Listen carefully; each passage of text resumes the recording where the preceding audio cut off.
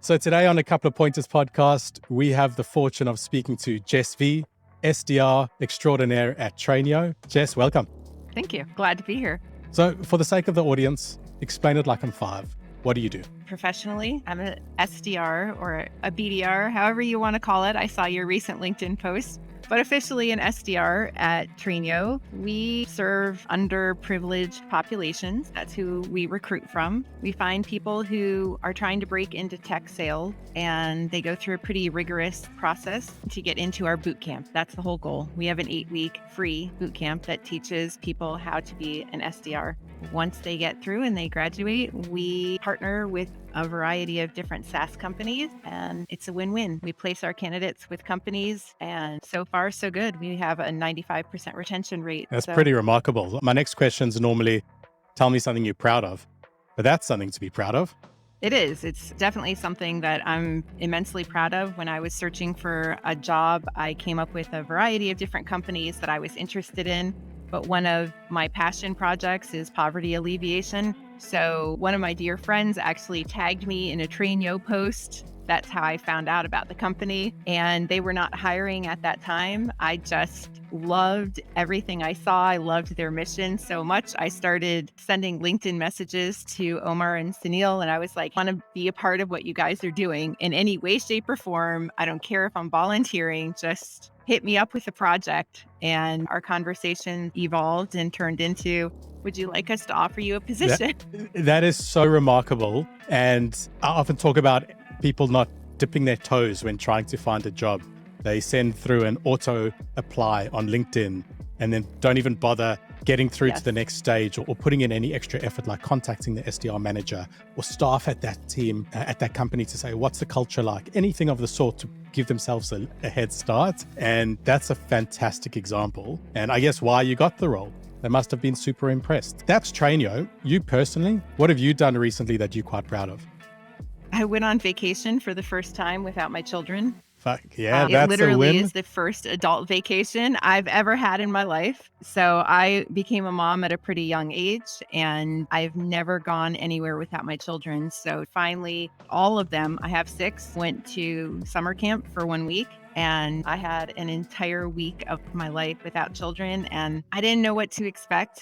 I thought I might really miss them, and I was uncertain that I would have purpose. But in fact, it was glorious. Not to say I didn't miss them. I did. They're lovely people, but it was just really glorious to work. It was a workcation. And when I was done with work, have that evening for myself, go to walk on the beach, go out for dinner, do what I want to do, and not have to consider, I have all these kids to feed and get ready for bed and read them books and everything else that goes into being amazing. A parent. And that is something to be proud of. Firstly, self-care. 2, being in a position where you mentioned that they're decent human beings. That's pretty good, right? A company that you can have those workations, that's a fantastic one too. But now I know something. So far, you've come across extremely humble, talking about some really existential things, the company. But I heard that you hit 150% of quota on your first month as an SDR. Yeah. I still don't know if that's particularly remarkable. I'm being told that it is, but it doesn't feel that remarkable to me, and here's why. When I accepted the position with Trainio, it was in April, and that's when I had my contract signed. And they said to me at that point, we want everyone to go through our boot camp. Whether or not you have experience in sales, we want everyone to go through the boot camp so that you have kind of the insider's knowledge about what we teach and what the candidate experience is like. So you can really sell the product. You're the living embodiment of it. So I went through the boot camp in April and May, and I began work June 1st. By the time I started work June 1st, I was so prepared. I've been in sales before, but not in the tech world. I was so prepared as an SDR. I was so familiar with the product that Trainio sells. It took 2 days of onboarding, and I just hit the road. Technically have 3 months worth of SDR training in that bootcamp at Trainio before starting. 2 months. 2 months. Okay. Yeah. Well, April firstly, and I May. think that's still pretty impressive, right? There's a big difference. I know it's a great training program. It's a great boot camp, but when you hit the phones for your first time at the job where you can get fired if you're not performing. It does bring a certain sense of reality Right. to the situation, and 150% of quota where I know the rest of your team, they're not going to set some low quota just to keep you happy. They're going to drive No. towards outcomes for the business, for the companies you're serving, for the SDRs that you are placing and providing a better life for. They're not going to let you have a cruisy ride. So 150% of their quota is incredibly impressive. Well done. Yes. Okay, thank you. I think part of it is I am, just as a person, so closely aligned with the mission for Trainio. One of the first things that I said to Sunil and Omar was, my success is your success, and your success is my success. And so, there's that old adage, you never work another day in your life if you love what you do. And I really feel like that with this company, with this position. It's not... When I began in sales, it was high pressure sales. I hated it. And this is not high pressure sales at all. It's fabulous. To me, it's very altruistic. It aligns with my heart and just trying to help people on multiple different levels and do generational changes for families and get companies some really phenomenal SDRs. So to me, it's just like win, win, win, win. And I think some of that excitement or maybe comfort, passion with the mission just comes through when I talk to people. I think that's so lost on a lot of SDRs that are doing tech sales. Oh, I'm selling this widget, I'm selling this gadget, it does X and it helps you do Y. But they're not passionate about the cause. They're not passionate about the company and what it's trying to achieve or the problem they're solving. And that is something that no boot camp can train you. Maybe you get to this level of acting where you could kind of pull that off. But if you have that alignment, you're always going to be significantly better off. I wholeheartedly agree. Absolutely. Anytime that I have firmly believed in the product that I was selling, I have been on the leaderboard and a top seller every month consistently. And when I tried to sell a product that my heart wasn't in it, it was just, I lost the motivation. And even if I felt like I was still doing the exact same work, it comes through on the phone, it comes through in an email. People pick up on it. And if you don't have your confidence in that product, then they sense it and they're not interested at the same level. Whereas if you love your product and you are confident in your product and you truly represent your product, then they pick up on that. They pick up on your enthusiasm and they want to see you. Yeah, it's so authentic. And a huge takeaway for people listening to this. If you want to get into an SDR, start by looking for a company that you believe in, that you want to work for, in a cause, doing something that you care about. The rest will be easier, particularly on those down days when things aren't going well, when you're looking for some motivation and you're not necessarily finding it intrinsically. If you can look externally to your company and to a bigger picture, it really helps pull you back in. So you've done sales before. You've done the Trainio Bootcamp, which obviously is a great bootcamp. What was different from when the reality hit you of the job, from all the training you've had? What was different from what you expected? So I started in sales, but then I transitioned into education, and I'm coming out of education and transitioning into tech sales. So back in the day when I worked in sales before, it was very high pressure sales, and I still felt a lot like an island. There wasn't a lot of support. It was, this is your quota, go get it. And some feedback, but not to the extent that I'm currently experiencing, not just within my own community at Trainio, but the SaaS community at large is just incredible for the amount of support and encouragement and feedback they offer to me. I've had so many people just reach out, how can I help you? And I'm like, oh, I'm trying out a new voice note. Would you mind giving me some feedback on it? And sure enough, within 24 hours, I have feedback and, hey, you might want to try this tonality. And as a teacher, they throw you into a classroom. It's sink or swim. You might say, hey, 26 kids is a lot for me to deal with. This kid has ASD. This kid has this. I don't know how to juggle all this. And they're like, oh, well, this is up to you to figure out. So that is, to me, one of the most profound differences in the tech world, and specifically in tech sales, is that I'm not an island. There's so much support and encouragement in this community, and I feel like I have no choice but to be incredibly successful, because with all this support and encouragement and feedback around me, how could I not be anything but extremely successful? So many people are turning to communities purely as a sales channel. But when you actually look at it as a community, when you approach it with humility, there's so much to be gained from these communities in every facet of your life. But as you've just mentioned, you're not an island, but getting that feedback, helping you be better, helping you stay connected, quite remarkable. And Trainio, I imagine, is building a community around itself too. So give us some advice here. What are some of the things that you're currently doing that maybe goes against conventional wisdom that's working for you? So I think it's important for you to know that I'm neurodivergent, I have autism, and I have spent my entire life being, depending on what way I choose to look at the moment, I'm either an outsider or what I call a floater. In that I'm friends with everyone, but friends with no one. So in school, there's all the social groups, and I didn't have a table to sit at for lunch. It was just one day I'd sit with this table, the next day that table. And I've had a hard time just being me. I have a lot of, I guess they're weird quirks. To me, it's just me, but I guess I have a lot of weird quirks. I've been told that I'm pretty odd many times throughout my life. And to find a place where I can truly just be myself, like 100% authentic. This is what you get when you hire me. This is what you get when you text me. This is what you get when you email me. This is what you get if you DM me. And it's just, this is me, real. There's no fluff. I don't even know how to do fluff against my entire personality. If I could know how to do fluff, I would have developed that skill. It would have made my childhood a lot easier if I could have concealed the oddness of myself, but I can't.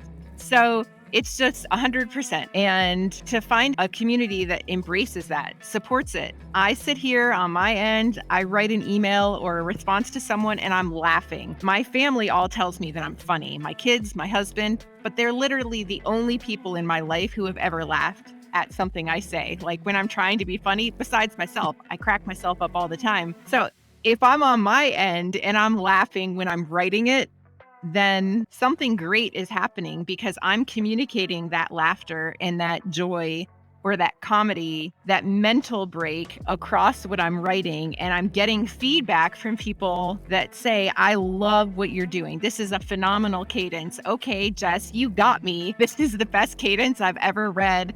Let's book a meeting. And it's just because I'm being my odd, quirky I self. absolutely love that. There's nothing magical about it. It's just being me. I feel the relief for you of being in a space where you're not constantly trying to live up to this persona of this ultra professional. I mean, what is a professional these days, right? But just being able to be yourself, be comfortable in your skin and let your personality shine through. I think that authenticity will immediately separate you from the mountains of spammers out there that are just using the same format, the same template, the same copy in every email they send. To see something unique is refreshing. And a sense of humor, you maybe describe yours as quirky or odd or even non-existent, but a sense of humor is the greatest superpower in sales. It is so disarming. And I love that firstly, you do that you've discovered that by yourself, and that you work at a company where the leadership gives you the freedom to express that. It's risky. I have to say it is risky. And I was pretty shocked when I came on board. First of all, when I was given my contract, I had no idea that Tom Slocum was going to be my VP. And I followed him on Facebook. I'm not on Facebook, sorry. I followed him on LinkedIn. And he had came and he had been an instructor for one of the classes in the boot camp. And I was fangirling a little bit, like, wow, Tom Slocum. And then I started work and found out that he's my VP of sales. Like, that's just, my mind was blown. And for him to say at the end of my first week, he was just like, Jess, do your thing. And it was like, it was time to write my first cadence. And I was nervous, even though I had been taught about it, I hadn't officially done. And he's like, go find out what works, go do it, do some A/B testing. You got this.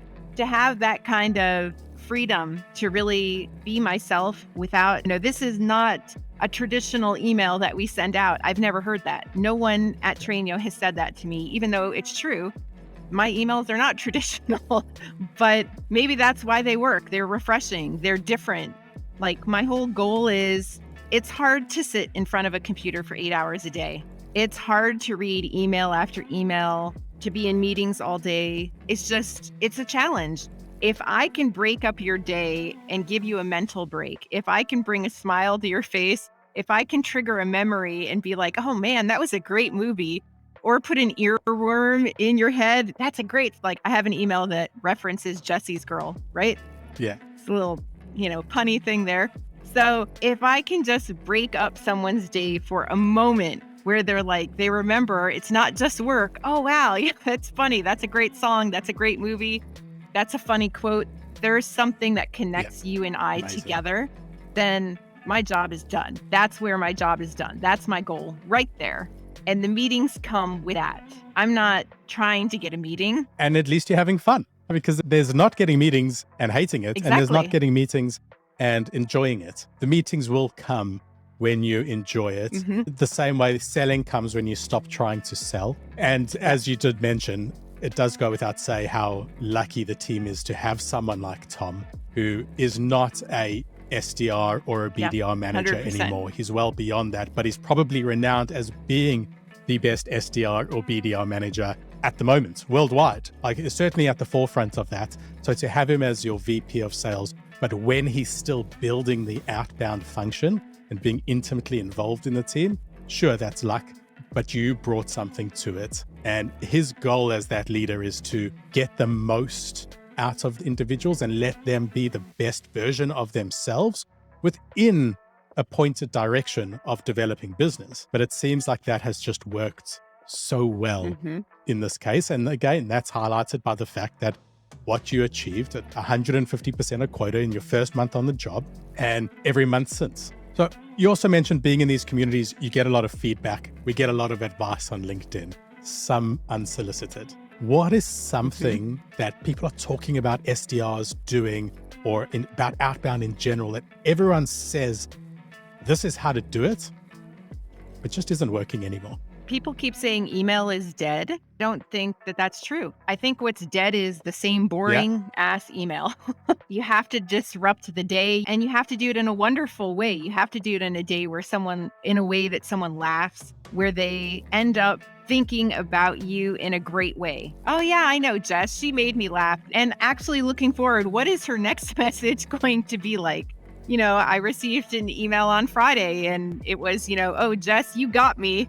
Like, this is the best sequence I've ever read, and send me over a link. Let's book a meeting. And this was, I think, at like the 12th touch point. I couldn't believe it. As a fairly new SDR, I'm just getting to those final touch points right now. And I haven't had that experience. Like, all my meetings up until at this point have been like the first, second, or third touch point. I haven't had anything down the road. So this one came in and it was, oh my God, it's like, are your emails a bit like a night out on the town that, like, as you get a little bit deeper in, they get a bit looser? I don't know if they get, maybe. Like I said, on my end, I'm just laughing. And so if I'm writing the email at the end of the day, I am slap happy, and they are looser and they're funnier. Yeah. Well, according to my definition, versus the beginning of the day, I'll be much more like focused and trying to stay with the realm of what's proper. And you mentioned having this earworm of a play on Jesse's Girl, the song. Are all of your emails personalized, customized jokes? Or do you have a little bit of a set like a comedian that you then maybe tweak? That's exactly it. I have a set that I tweak. And I know certain people, like, I can't even believe at our last company meeting, the sync on Thursday, the icebreaker was choose a song that's like your get moving song, right? And I said Bad to the Bone. And like most people didn't know what song I was talking about. So, which just blew my mind. How do you not know Bad to the Bone? But they're, hey, I'm working with younger people. So it's a different generation. And so I take that into consideration. What is the age of the person I'm trying to write to? Is it a male? Is it a female? Where do they live? I don't want to make a reference that they don't understand at all. It's just going to go right over their head. So I try to make it's either a contemporary reference or one that I feel very confident. Like if I reference The Princess Bride, they better know I'm not a witch, I'm your wife. right? Like they better know that line from The Princess Bride. I'm not sure a 20-year-old or a 25-year-old knows that right now, you know? I'd probably still appreciate the fact that you are trying something, and I'd probably even just go look it up, and I'd be like deep diving into The Princess Bride, completely ruining my Google search algorithm. But you know what? That's still better than another templated, boring email that has the exact same format and ends with, would it be a bad idea for us to grab a coffee or something like that? I'm so just done with those. Now, tell me something. I have some concerns. It's been all over my LinkedIn feed the last few weeks about this pitch slapping. And I'm like, oh my God, am I pitch slapping when I meet people? And my intent is to go about this job the exact same way I went about trying to find this job, which not just this job, but every other job I applied to. When I did, I connected with people who worked at the company. I had a notebook next to my desk. I would write down their name, and every day on LinkedIn, I would pull up their profile, see if they had posted something. If they did post something, I'd start interacting with the post. If they hadn't posted anything, I'd see what they commented on, and I'd start interacting with the comment that they made. So that within 4, 5, 6 days, when I slid into their DMs and said, hey, I'm thinking about applying for this position with your company, any advice? 99% of the time, they recognize my name, they recognize my picture, they know who I am at that point, and they're happy to then say, yes, I can give you some advice. I can even hand your resume over to the hiring manager. And that's how I ended up with 4 job offers in 1 week after 4 weeks of looking for a job. It was a full-time job. I had so many interviews. So I try to do that same process when I'm connecting with people right now. But I can't say I'm perfecting it the level that I want to. I'm suffering. Sorry to interrupt. People on LinkedIn are often just allergic to basic human interaction. You're not going to please everyone. Absolutely. Although I have to say that hasn't been my experience. I haven't found anyone who is like, I don't want to hear from you, like, get away from me. I haven't even been hung up on yet. So I know it will happen. I absolutely know it will happen, but so far it hasn't happened. And that again goes back to the community. It is what you give to this community. And I always say in life, give, take. Give, take. And when my husband was hit by a car 6 years ago and was in the hospital, suffered a severe brain injury, it was horrible. My entire life, I had given, volunteered, foster mom, adoptive mom, working for food pantries, doing Toys for Tots, like just trying to make the world a better place.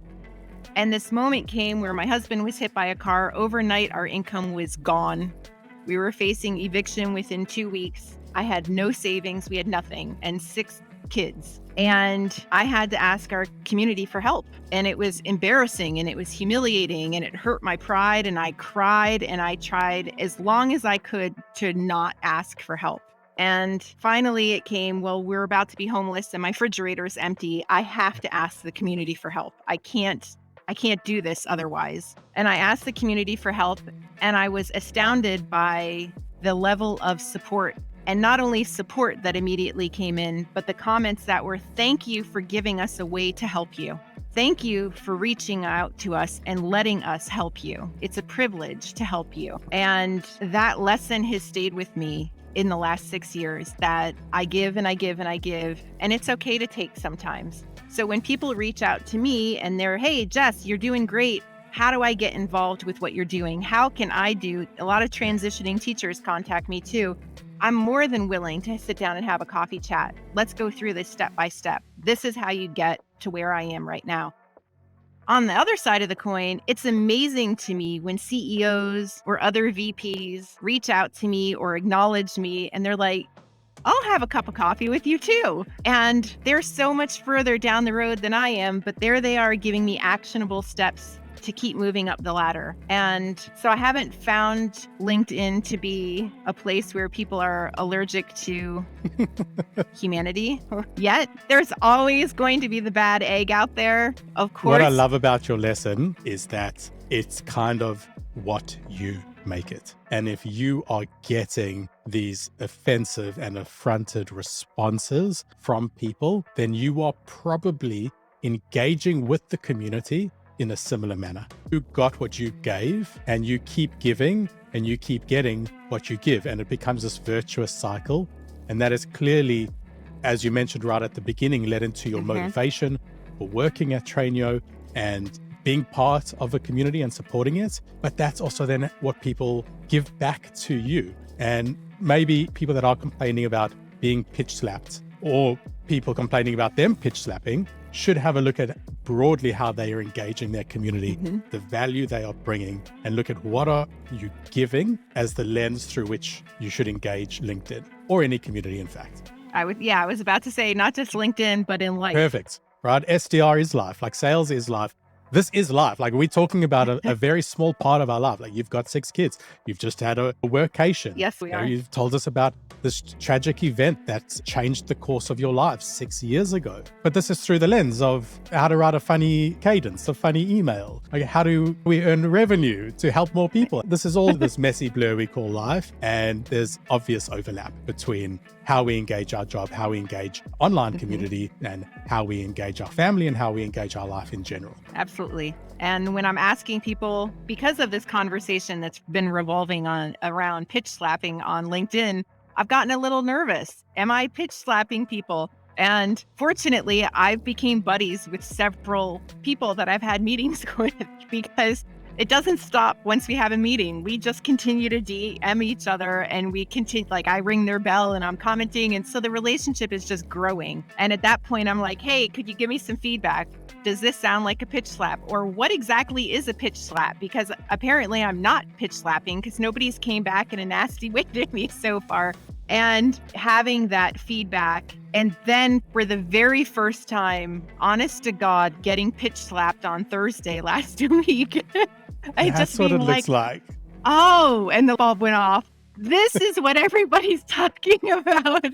It was like 10 paragraphs long right after, hey, mind if we connect? I was like, sure. And then 10 paragraphs, like, I was like, I'm not going to read all this. And supposedly from a VP of sales, who I have a hard time believing they would be a VP of sales writing me. Firstly, you can be a VP of sales. You can be a CEO at a company of one. The title doesn't necessarily mean anything, or their VA's doing it, or they've gotten some really bad advice. True that. That's true. But I get those every day. I'll post a job advert looking for an SDR to join our team. And I will get, I kid you not, 30 to 50 messages coming back, 10 paragraphs long, as you've mentioned, all pretty similar in structure. Would I consider outsourcing this role? And I have to come back saying, like, do you know who you're talking to? Like, why? I'm definitely not going to. People come to us to help outsource part of their problem. I'm not going to kick this down the road. I'm taking this problem on.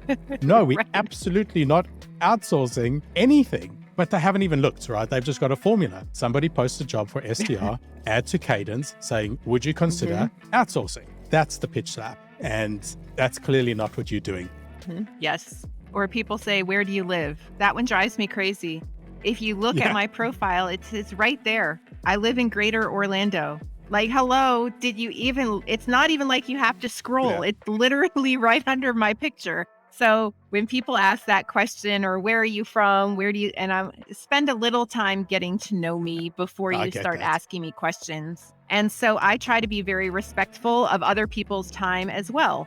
That's a wasted question. That just makes me, on my end, that makes me roll my eyes. You didn't do your homework at all. You're wasting my time. So I'm very aware of that. And I try to make sure that, I'm not saying it hasn't happened. I have done a couple, mistakes, of course. I've posted about some of my mistakes on LinkedIn because I try very hard to keep it real and authentic. But for the most part, I'm learning from every mistake, and I'm learning from my own experience and trying to make myself better and better every single day. The humility to go in constantly looking for feedback and accepting that feedback from both the market, because they will define what's working, from your peers or your mentor or your boss or your manager, whatever it might be, from inside the company, but also from the community. And if you are constantly getting feedback and accepting feedback, you're getting 1% better each time. And if you do that enough times, you will be great. And I think that's what you've done here. Like that, you've brought across here, without getting into any technicals, the attributes that make an SDR highly successful. Everything that you've mentioned here, people should be studying, from your humility through to your openness, through to your understanding of yourself. Everything that you've mentioned, I can't go over all of it, but it has been a real masterclass how you hunted for a job like an SDR. You proved before you even applied for the job to these individuals that you were capable of achieving it. It's a masterclass in the most subtle and humble way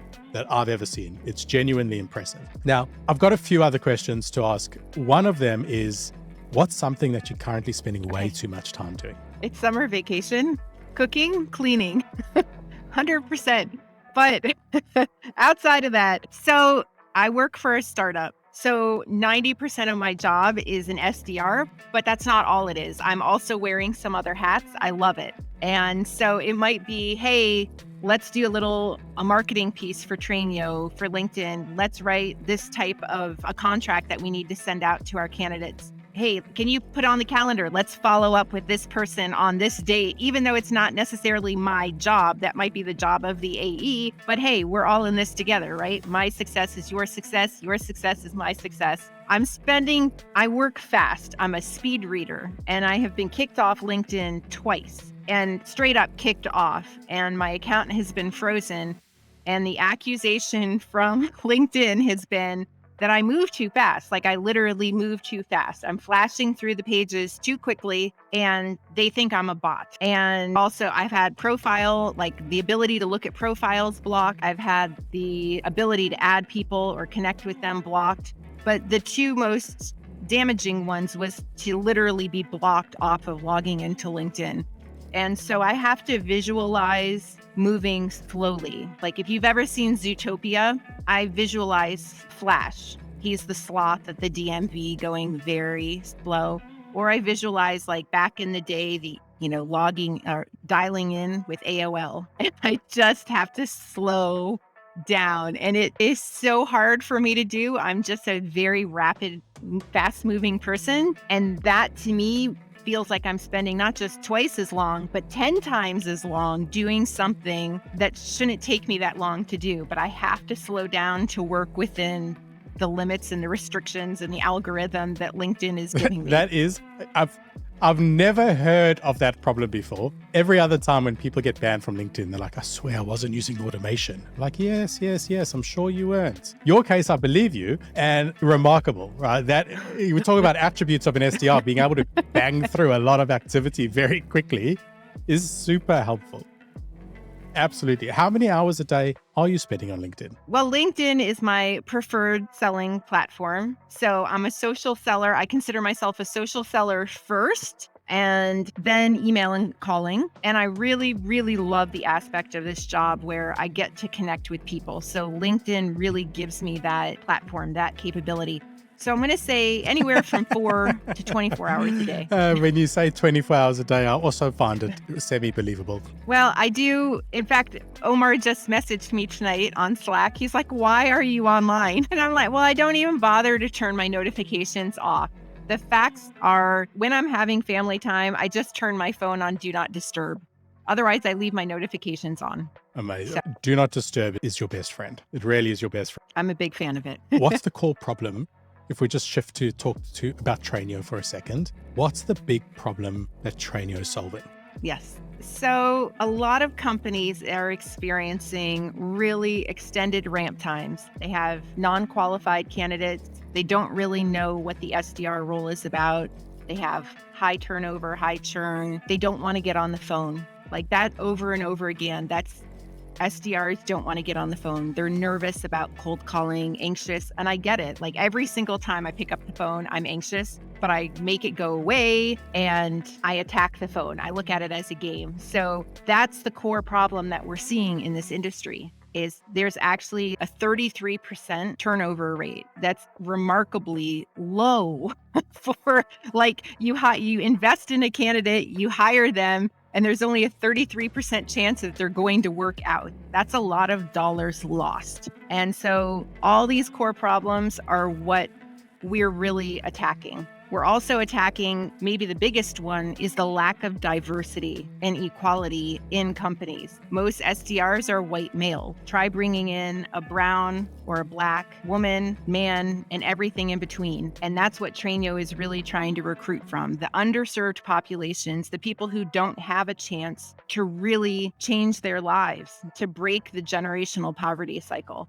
So there's two problems. There's the company problem and the people problem that we are trying to solve. And with our candidates, by the time they complete the boot camp, our average ramp time is 4 weeks. Now, I did it in 2. We have lots and lots of case studies where people have hit quota that first month too. Even with a 4-week ramp time, it's just our candidates are so well trained, they know what they're doing, and it's a selective process. You can't just sign up and be like, hey, this is what I want to do. You have to apply. We're not taking everyone. I think it's 1 in 6. So these people are pre-screened, pre-vetted. But what ends up coming out of that program are they're pre-screened, pre-vetted, pre-trained, and they self-select themselves out of the program prior to graduation if this is something they don't want to do. So we know by the time these candidates graduate, they're just as passionate about this position and about this job. It is such a great solution.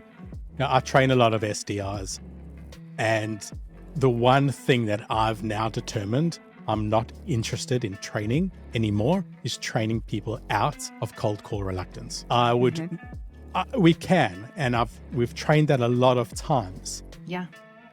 But I would rather teach a new recruit anything and everything there is to know about sales and sales development than work with them on the deep psychology that goes with that call reluctance. If I can just find someone that I know is comfortable to make calls, and by comfortable, I don't mean super comfortable like a psychopath. I mean just, has the ability to get over it themselves and deal with it and make calls if they need to, I'll take them and I can mold them. And knowing that they come out of a Trainio program with that attribute, but also with all the skills, and that they've chosen this as a career path. They know what they're getting into. They're not going to leave 3 months later, go, you know what, I thought I'd like this kind of work. It turns out I want to go into graphic design. I think any amount that you're charging is a net win. There's no ways a company could lose hiring from Trainio. I wholeheartedly agree. To me, it's a win-win. It's $7,500 to place a candidate, US dollars, 5,500 pounds in the UK. And you make that, you're bringing money to the company by using us. You don't have 3 months of ramp time where you're paying your SDR and they're not bringing money in. Our SDRs are bringing money back to that company. You're not going to lose. We have a 95% retention rate versus that 33%. You're not going to lose them in 3 months. And if you do, we're going to guarantee them. If they leave within 90 days or they don't work out, we're going to give you a replacement. Such a fair and just, and it's really and truly one of the reasons why I love Trainio. It's founded by people who have the highest levels of integrity and care for each other and for everyone else on this planet. That's just something. It's so brilliant to hear. And I would add to your pitch that it is not just that reduced ramp time, it's that recruitment period too. It can easily take 1 to 3 months till you find the right candidates, and then your 3 months to ramp.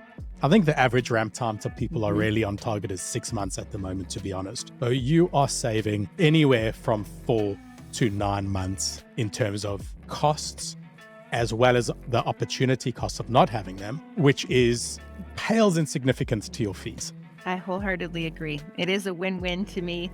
We also, Trainio, again, it's operated by men of integrity. It also has a fabulous referral program. So if you refer a business to us and we place a candidate with that business, we're going to give you $1,000. It sounds like a whole lot of virtuous cycles.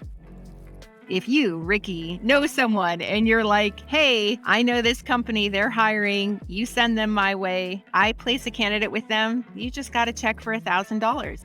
That's a lot more than an Amazon voucher. So what is the symptom that this company should identify? If they see the symptom within their business, they should see it as a flag to say, hey, I need to get Jess on the line. It's what I talked about before, extended ramp times, that reluctance to get on the phone. We know that phone is where a lot of meetings are booked. Probably the majority of meetings are booked on the phone. You want your SDRs on that phone. You want them making those connections. If you're seeing a lot of turnover, if your employees, if you're spending too much time like training them, if they don't understand the role of the SDR when you're bringing them on, these are all big red flags to me. If you're hiring someone, they should know the job. They should be prepared for it. They should know what the job is about. Why take a risk hiring someone who doesn't really know what this job is about so that they can quit in 2 months and go, I can't keep up with the pressure of it? One of the ways companies currently try and solve that is by looking for SDRs with 2 years of experience, which is a unicorn. You're either going to get a unicorn or a lemon. It's very rare. It is. And not a practical solution. It is not. The average SDR is 12 to 18 months in that role before they move up or exactly, or they love it to a different position within the company. Yeah. So trying to find an SDR with 2 years, it is a unicorn, 100%. But then your alignment with that and your motivation to keep them in that role, you'd have to have such a great SDR program, which is unlikely if you're starting are looking for SDRs with 2 years experience. So it will never be a match. So now, how do people get hold of you? You have shared absolute golden pointers and people have a lot to learn from you. I've learned a lot on this podcast, but reading between the lines, you have attributes that others should try and emulate. How do people get hold of you if they want to learn from you, or they'd like to join the Trainyo program, or they would like to hire one of your SDRs that have come through your bootcamps? Yeah. So send me a connect request on LinkedIn, ring my bell, give me feedback, help me learn and grow. You can email me, jess@trainyo.com. That's how to reach me. I am readily available for people to connect with. Jess, it's been absolutely fantastic chatting to you. I've loved it. I'm sure people watching this are going to take a lot away. So thank you so much for spending the time, sharing your wisdom, your knowledge, and your experience. And I look forward to chatting to you soon. Thank you, Ricky. It was awesome being here.